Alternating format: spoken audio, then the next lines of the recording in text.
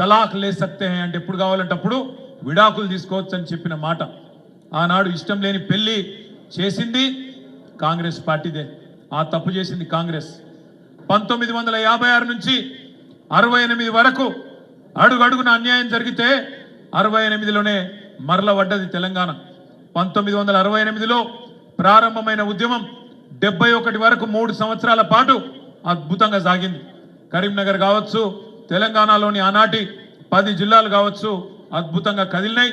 Telangana పౌరుషాన్ని చాటుతూ 1971 parliament ఎన్నికల్లో భారతదేశం మొత్తం కాంగ్రెస్ గెలిస్తే ఒక్క తెలంగాణలో మాత్రం 14 పార్లమెంట్ సీట్లలో 11 పార్లమెంట్ సీట్లు ఆనాడు తెలంగాణ ప్రజా సమితి గెలిచి తన గుండెను చీల్చి ఆత్మను ఆవిష్కరించి భారతదేశం మొత్తానికి వినబడేలాగా చెప్పిండ్రు తెలంగాణ ప్రజలు ఆనాడే.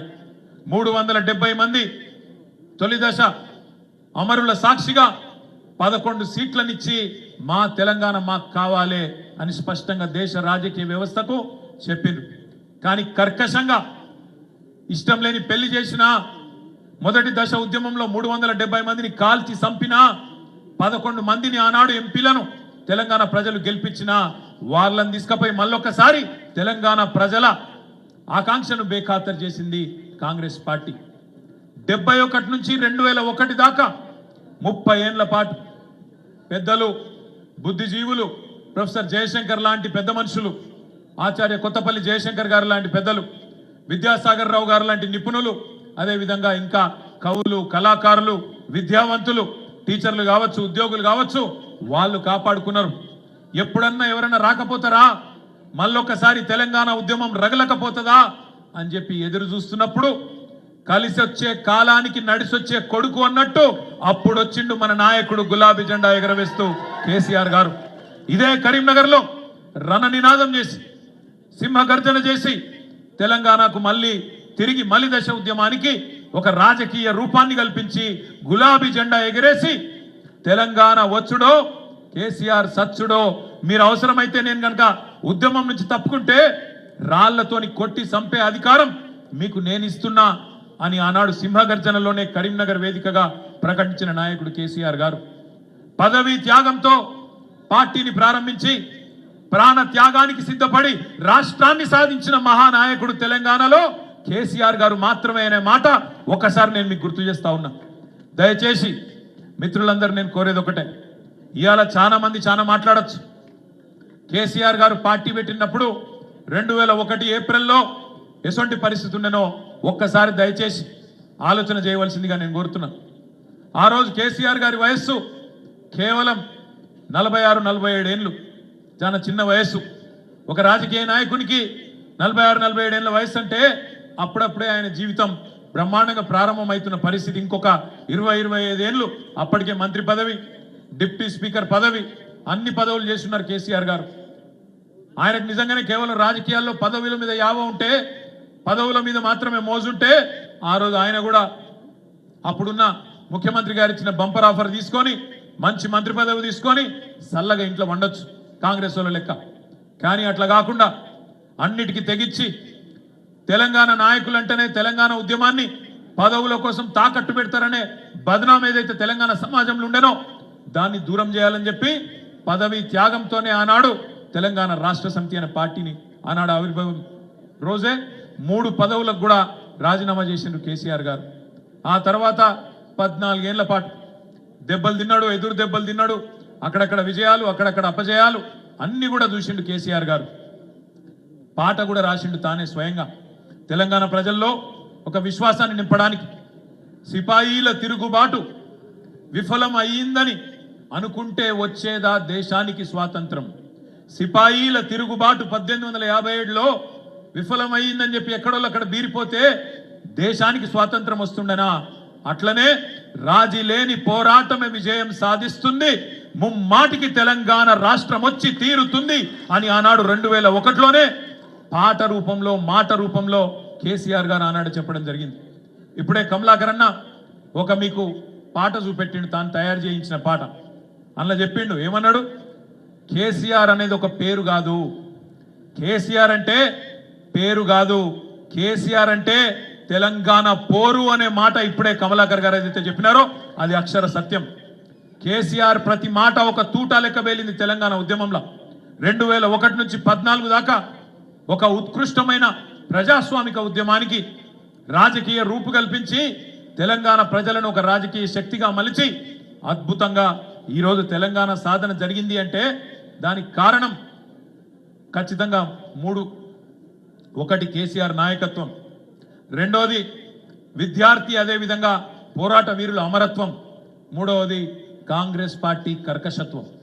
కేసీఆర్ నాయకత్వం, విద్యార్థుల పోరాట వీరుల అమరత్వం, కాంగ్రెస్ కర్కశత్వం, ఈ మూడింటి వల్ల తెలంగాణ ప్రజల్లో ఒక నిప్పు పుట్టి అది ఆర్పలేని నిప్పుగా మారి ఆఖరికి మమ్మల్ని కాల్ చేస్తుందేమో అని కాంగ్రెస్ పార్టీ భయపడి ఇయ్యకపోతే ఈపు చింతపండు అవుతుందని చెప్పి అర్థమైనాక ఆనాడు విధి లేక దిగి వచ్చి ఇచ్చింది కాంగ్రెస్ పార్టీ. ఇది వాస్తవం. ఇవాళ ఎవరో ఒక ఆనాడు ఉద్యమంలో అడ్రస్ లేనోడు మాట్లాడుతున్నాడు. ఇవాళ ఆనాడు తెలంగాణ ఉద్యమంలో మన మీదకి తుపాకీ తీసుకొచ్చినోడు ఇవాళ మాట్లాడుతున్నాడు. సోనియమ్మ తెలంగాణ ఇవ్వకపోతే మీరు నాంపల్లి దర్గా కాడ అడుక్క తింటుండే అని మాట్లాడుతున్నాడు. తెలంగాణ ప్రజలను ఉద్దేశించి ఇవాళ గద్దెనెక్కినోడు ఆయన. ఇవాళ అదృష్టవంతుడు, అధికారం ఆయనకు ఉండొచ్చు, అధికారం నీకుండొచ్చు, కానీ తెలంగాణ ప్రజల అభిమానం ఖచ్చితంగా కేసీఆర్ కు ఈ గులాబీ జెండాకే ఉన్నది. ఇది అక్షర సత్యం. నువ్వు ఇవాళ అరిచేతుల వైకుంఠం చూపెట్టి 6 గ్యారెంటీలు అని చెప్పి 420 హామీలు ఇచ్చి దొంగ మాటలు నంగనాచి కబుర్లు చెప్పి ఇవాళ నువ్వు గెలవచ్చు. కానీ ఒక్కటి మాత్రం వాస్తవం బిడ్డ, ఏ రోజుకైనా ఏనాటికైనా తెలంగాణ చరిత్ర రాసిన రోజు కేసీఆర్ గారు హిమాలయాల పర్వతమంతా ఎత్తున ఉంటే కనీసం నువ్వు ఆయన కాలి గోరికి కూడా సరిపోని పాత్రలో ఉంటావు అనేది అక్షర సత్యం. ఇలా ఏ ఊరికన్నా పోదాం, ఏ ఊరికన్నా పోదాం, ఏ తాండ కన్నా పోదాం, ఏ బస్తీ కన్నా పోదాం, ప్రజలు ఏమనుకుంటున్నారో నీ సంవత్సరం పాలన గురించి ఒకసారి తెలుసుకో దమ్ముంటే నేను అడుగుతా ఉన్నా. ఎక్కడ పోయినా ఒక ఆటో అన్నను కదిపితే ఆయన తిడుతున్నాడు, ఒక రైతునికి తట్టుకొని మాట్లాడితే ఎక్కడన్నా కదిలిచ్చి మాట్లాడితే ఏడుపు ఒక్కటే తక్కువ ఉన్నది. మహిళలను ఏమమ్మా ఎట్లున్నారంటే వాళ్ళు బాధలే చెప్తున్నారు. ఇలా తెలంగాణలో ఏ ఒక్క వర్గం, ఆఖరికి గురుకులాల్లో ఉండే పిల్లలు వాళ్ళు కూడా ఆత్మహత్యలు చేసుకునే పరిస్థితి, నువ్వు బువ్వ పెట్టలేకపోతే ఆ దిక్కుమాలిన బువ్వ తిని హాస్పిటల్ పాలయ్యే పరిస్థితి. ఇది ఈరోజు తెలంగాణ సంవత్సరం పరిపాలన. ఇంకా ఈపాటి పరిపాలన కట విజయోత్సవాలట, విజయోత్సవాలు. పోలీసు వాళ్ళు లేకుండా పోతే ఈ బలగొట్టి ఎక్కడికక్కడ ఊళ్ళో తన్ని పంపించినట్టున్నారు. ఇది వాస్తవం. నేను మిమ్మల్ని దయచేసి కోరేది ఒకటే, ఇలా వాళ్ళని తిట్టేతందుకు పెట్టుకోలే మనం ప్రోగ్రాం. వాళ్ళని తిట్టేతందుకో వాళ్ళ గురించి మాట్లాడుకుంటందుకో కాదు, యాద్ చేసుకోవాలి మనం. మన నాయకుడు ఎక్కడ మొదలైండు? 2001లో మొదలైన నాడు ఏముండే మనకు అన్నాడు. ఈరోజు పెద్ద వేదికలు ఉన్నాయి, ఇంతమంది నాయకులు ఉన్నాం, బ్రహ్మాండంగా అంగరంగ వైభవంగా ఇట్లాంటి కార్యక్రమాలు చేసుకున్నందుకు వనరులు ఉన్నాయి, మనుషులు ఉన్నారు, అన్ని ఉన్నాయి. ఆ రోజు ఎవరున్నారు? కేసీఆర్ గారికి మనీ పవర్ లేదు, మజిల్ పవర్ లేదు, మీడియా పవర్ లేదు, క్యాస్ట్ బేస్ లేదు, ఏది లేదు. తెలంగాణ సమాజం నిండా అనుమానం.